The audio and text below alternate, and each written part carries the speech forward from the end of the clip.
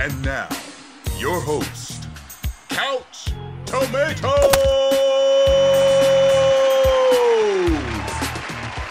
And they're not, apparently they're not the only one that's trying to make their, trying to make some cash. So Lord of the Rings has recently announced that they're partnering with, Warner Brothers, and Lord of the Rings is partnering with Amazon to develop a TV series. So they want to make that property a little bit more lucrative than it currently is. So what about this? Good idea, bad idea? Like I said, this will be a good idea because, like I said, these companies. You sound reserved. What's that about? The only reason is because, okay, I'm not the biggest Lord of the Rings fan, but I was able to go through the trilogy and I was just like, okay, I could see why this is like the fans love it or whatever. I could see it. But the Hobbit stuff, nah. I fell asleep with all of them. Didn't finish either of them. Like, it just didn't work for me. So I'm just like, that's why I'm a little, like, you heard that in my voice. Like, it's just like, I'm still a little hesitant on that because, like, I did not like The Hobbit at all. So you know what I think they'll do? I think they're really going to focus on the storyline that was involved in the original trilogy. They're just going to be recreating that in a TV series format. I think that's what they'll do, but nobody knows right now. I do think this is a good idea. People who like the Lord of the Rings movies like it because apparently it's a fair adaptation of the books. Same thing goes for Harry Potter and Game of Thrones. And those are like the top, other than the Bible, those have like the most loyal following when it comes to, like people who just love the books. Mm-hmm. So in order to create that world, Middle Earth, you need a lot of money. If they were partnering with a channel, I'd be extremely worried about this. But they're partnering with Amazon. Everybody knows Netflix has a blank check. HBO has a blank check.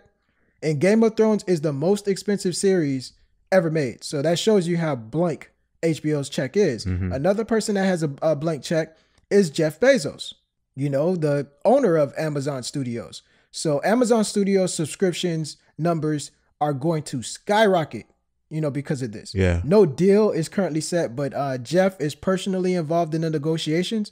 So I would imagine money's no object for that guy. Yeah, it's gonna happen. So rest assured, a deal's gonna happen, man, and I think he'll pay top dollar for it.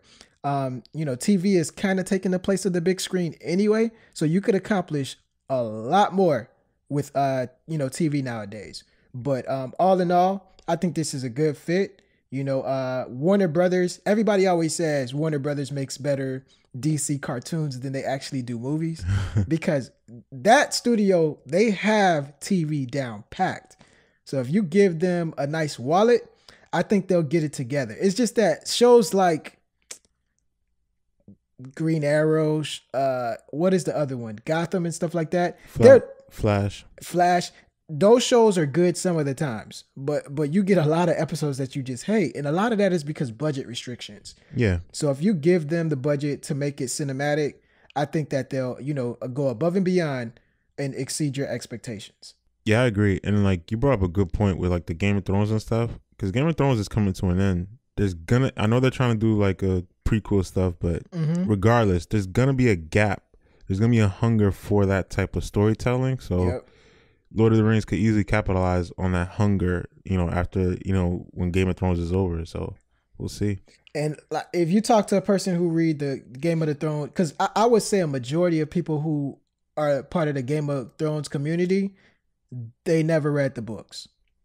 It's the opposite with Lord of the Rings. Like a lot of the supporters have read the books. And I've always heard about the Lord of the Rings books before I heard about Game of Thrones. Like Game of Thrones show introduced me to the books, but before the Lord of the Rings movie came out, I'm like, oh, that's that, book with a huge cult following. Yeah. And you can't really call it cult because the following's so huge. So I think they're going to rush to support this property more than you saw with Game of Thrones. The thing is, it just has to be good and it has to be appealing to everyone. Because me personally, I wasn't invested in the first trilogy, so I never even watched The Hobbit. I just never was invested. I'm not going to say it's a good movie, but for me, I'm just like, you know what? It's not really doing it for me. It's not for me. But they're going to have to like make this appealing to you know, more people than the movies did. You like tomato? And you like tomato? Potato? Potato? Tomato? Tomato? This called